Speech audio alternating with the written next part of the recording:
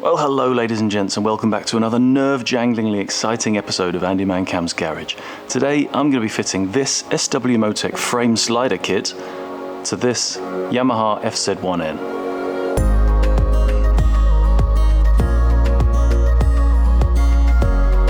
Now, if you remember back in the mists of time, I fitted a set of SW-Motech crash bars. Check the link up in the top right hand corner there to see that video. But just recently I made the decision that I wanted to go back to having a more sleek, minimal look to the bike and also save a little bit of weight. And after speaking to the lovely folks at SW-Motech, they've sent me this frame slider kit, or Sturzpad kit in the originale Herstellersprache. This comprises of three parts. We've got the actual crash pad itself, an adapter plate, and also a mounting kit. So if you were to get this set for your bike, make sure you get the one specific for your bike, because the sliders will very likely be the same, but the adapter plate and the fitting kit could well be different.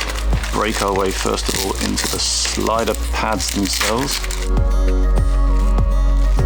In here we have, unsurprisingly, two of these very sleek, aerodynamic looking machined plastic sliders. It's actually machined out of a very strong tensile nylon material, which apparently is, well, perfect for sliding across the concrete. And the next incredibly tightly packed bundle of joy. Well, it's going to take longer to unpack these than it is to fit them, I think. We have the machined aluminium adapter plates onto which these sliders connect. Really nicely matched up fit and lines there. That's typical high quality SW-Motech stuff. That's a lovely piece of machined aluminium. Okay, enough CNC porn, onwards. Things that make you go, So in this third and last pack, got the bolts, the spacers, and the actual mounting plates again. Beautifully well finished, clean edged machined aluminium. And these fit, unsurprisingly, deliciously into those adapter plates. Oh, and of course the little SW-Motech finishing plates to hide all of our screws and fixings on the front there. And we have two sets of instructions in here as well, telling us how we're supposed to fit it all together. So, quickly absorb that, and we'll carry on. Okay, so these sliders are going to fit onto this mounting bolt here that holds the engine into the frame, one on each side obviously. So naturally, first of all, we need to remove this bolt. Actually using a spacer to save my knuckles this time. Forward thinking finally.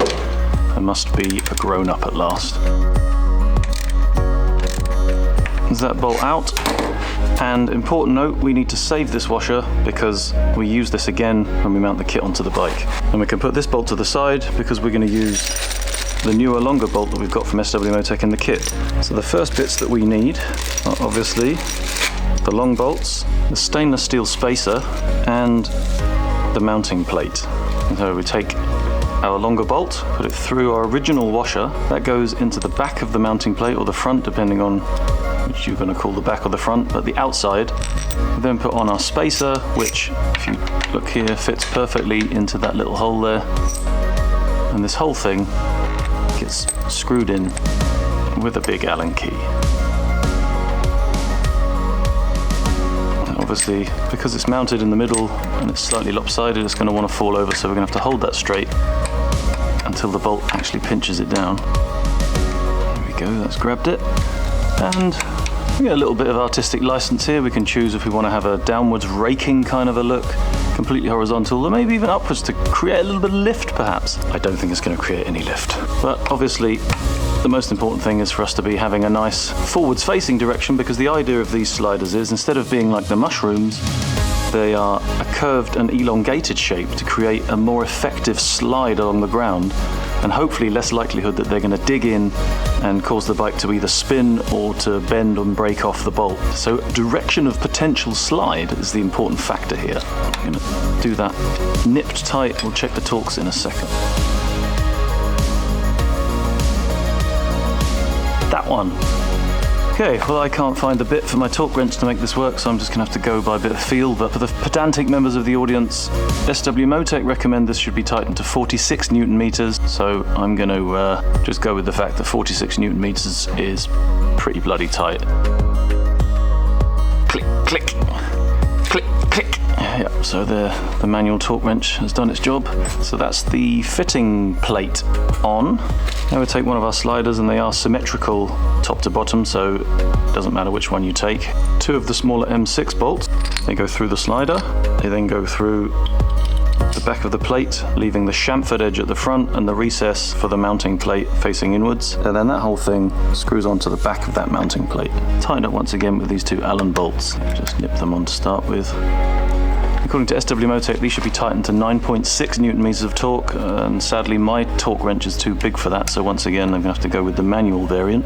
Remembering that we are screwing a steel bolt into an aluminium plate, so if you don't have a torque wrench, you don't want to be going crazy. Just go by feel until it feels tight, but don't Jeff Capes it. Because if you strip this, then you're going to need to buy a new kit. Click, click, click, click. Okay, they're tight. So then the last step, just to make it look pretty, take this little aluminium SW-Motech plate. It's quite nice that it's a piece of aluminium rather than a bit of plastic. Two of the little self-tapping screws. Until it's tight, again not prodding it too hard because we're screwing into plastic there, so once again, important not to Jeff Capes it and strip it out, otherwise you're going to need to find yourself a bigger screw, which of course is exactly what she said. There we go. That is the SW-Motech frame slider fitted to the left-hand side of my Yamaha FZ1-N. I think that looks really good. Fits very nicely with the swoopy look of the bike. Haven't got an ugly mushroom sticking out the side. Yeah, I'm happy with that. The other side is obviously just a mirror image of this installation, so I'm going to save you the tedium of watching that. I'm actually off on tour tomorrow to Scotland, going to meet my stepdad and my mum. Obviously, the last time I went to visit my stepdad, he threw my bike on the floor, and then I got to test the SW-Motech bars out properly. Hopefully, I won't be able to show you these sliders being tested, but if anything were to happen, that video will be inserted right now. Otherwise, I'll just try and show you some gratuitous arty shots of the sliders on the bike. Well, fast forward a couple of months, and sadly, as you can see, I did get the chance to test out the SW-Motech crash pads.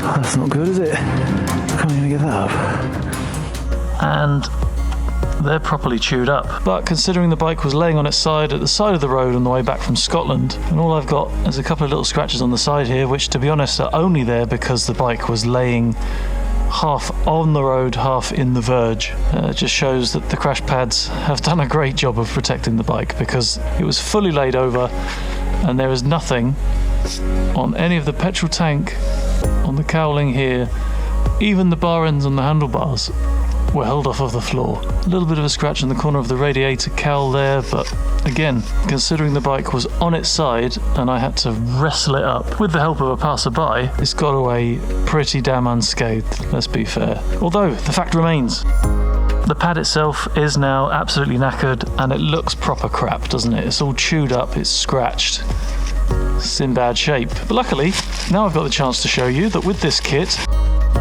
you can actually get replacement pads. So you can just smash a new one of them on and away you go.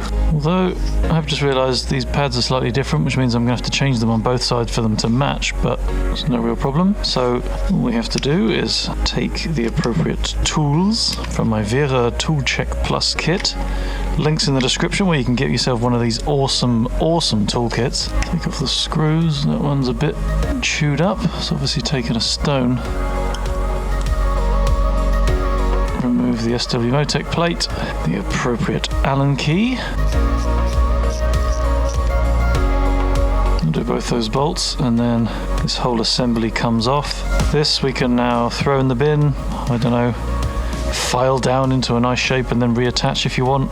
Then we take our new crash pad, attach it to the base piece, bolts through the holes, reattach that to the mounting plate. It's already attached to the bike. Nip that tight, be careful not to overdo it because we are bolting into aluminium, remember. And then in our kit here we have a different type, because for some reason this is a different replacement pad, but a different type of SW-Motech covering plate, which to be honest I think I prefer actually. Silver on black, looks a lot more subtle and classy on the bike than the original. And then there's a screw hole underneath, so we take the screw in the kit, screw that up there to hold the covering plate in place.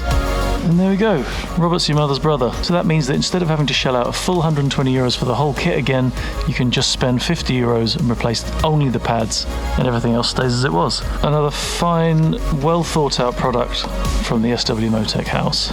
So once again, thank you very much to SW-Motech for helping me out with the crash pads for this review, and I will see you next time. Ta-ra!